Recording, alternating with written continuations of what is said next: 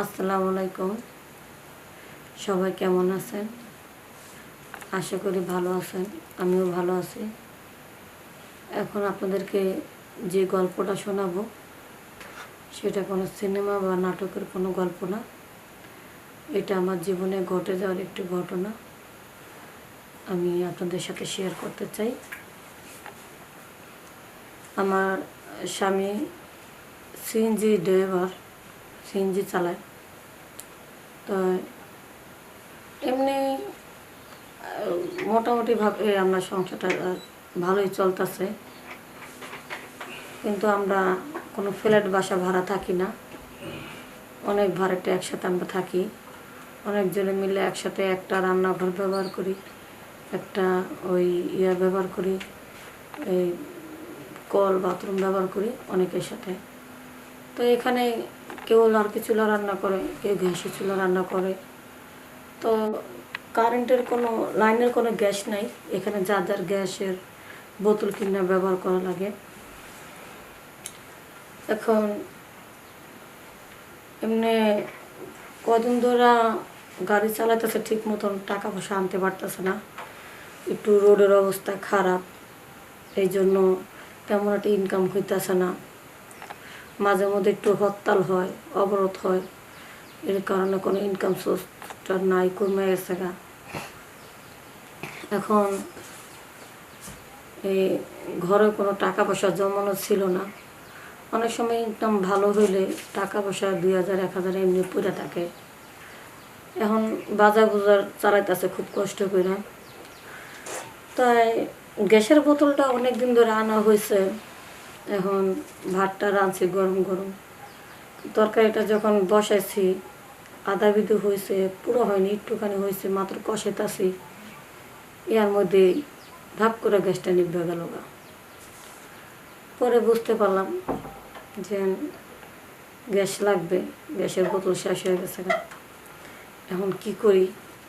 একটা গ্যাসের বোতলের দাম 1550 টাকা। সহজে দোকান থেকে তো আমরা বাকি বুকি খাই না, ওরকম একটা ক্লোজ নাই। এখন এই 1550 টাকার গ্যাস হুট করে যা কাছ থেকে বাকি না খাইছে, হুট করে চাইতে গেলেও তো লজ্জা লাগে যদি না দেয়। আর তরকারি না রান্না করলে তো আমরা জামাই কামে তো খাইতেও পারবো না। এখন কী করি বুঝতে পারতেছি না। চিন্তা করলাম, না, আশেপাশে যে দোকান আছে তাদের কাছে যাই। মুদি দোকানদার তো আমার চেনেই, এই এলাকা থাকি সবসময় চেনে, তো হয়তো কখনো বাকি চাই নেই, কিন্তু একবার চাইয়া নিলে দেখি, দিলে দিতেও পারে, আর না দিলে আর কী করার। জামে আসলে কমা আমার গ্যাস আই না দাও, পরে আমি ডিম ভাজা তার আগে খাওয়া লুমু, নাহলে তরকারি পরে রান্না করব। পরে গেলাম গ্যাসওয়ালার ওই মুদি দোকানদার কাছে গেলাম, বললাম যে দাদা, আসলে আপনার ভাই তো গাড়ি চালাতে গেছে, আমি রান্না করতেছি, আমার গ্যাসের বোতলটা শেষ হয়ে গেছে। এখন ঘরে তো টাকা পয়সাও নাই, এখন কাঁচা তরকারি রান্না করতেছি, যদি একটু একটা গ্যাস যদি আপনি আমার বাকিতে দিতেন, তাহলে মনে করেন আমি রান্নাটা সারতে পারতাম। কয় না, আমরা তো তেমন বাকি দিই না। তো বললাম, কাকা বাকি দেন না, ঠিক আছে, কিন্তু এখন দেন, আপনার টাকা রাখবো না, আপনার দাদার যদি আসে সাথে সাথে দিয়ে দেবো। আর যদি সাথে সাথে দিতে না পারি তাহলে 2টা দিনের সময় দেন, 2 দিনের মধ্যেই আপনার টাকাটা ম্যানেজ করে দিয়ে দেবো। আসলে গ্যাস ছাড়া তো রান্না না করে তো খাওয়া যাবে না। পরে অনেক রিকোয়েস্ট করার পরে ওই দাদা রাজি হলো। গ্যাসের বোতল মানে ওই গ্যাসের বোতল দেওয়ার রাজি হইলো। পরে কয় ঠিক আছে নিয়ে যাও।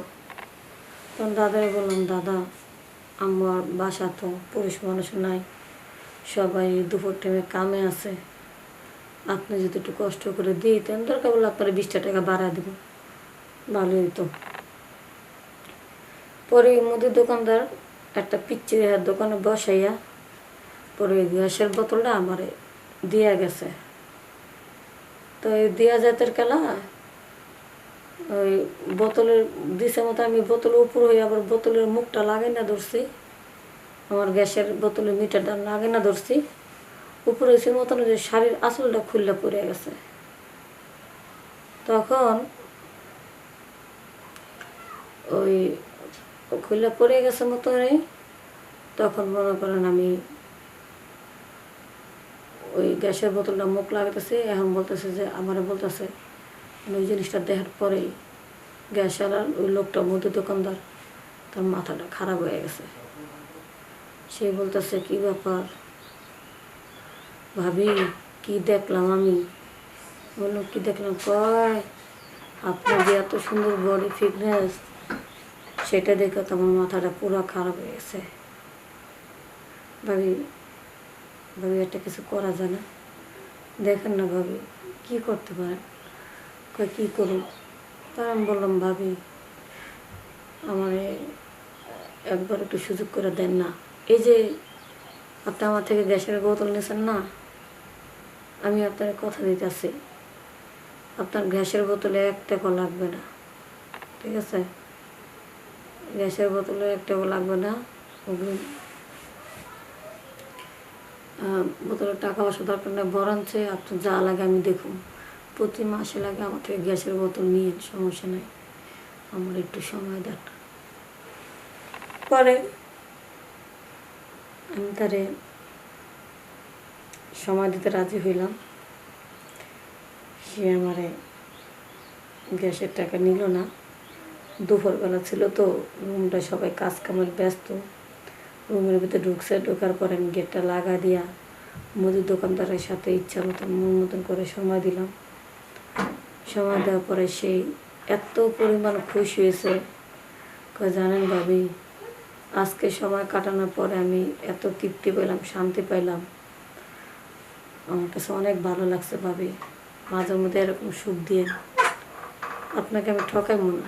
তখন আমি বলছি ঠিক আছে ভাই, আপনিও অনেক আমার সুখ দিচ্ছেন, মজা দিচ্ছেন, আপনিও মাঝে মধ্যে এরকম সুখ দিয়ে, কোনো সমস্যা নাই।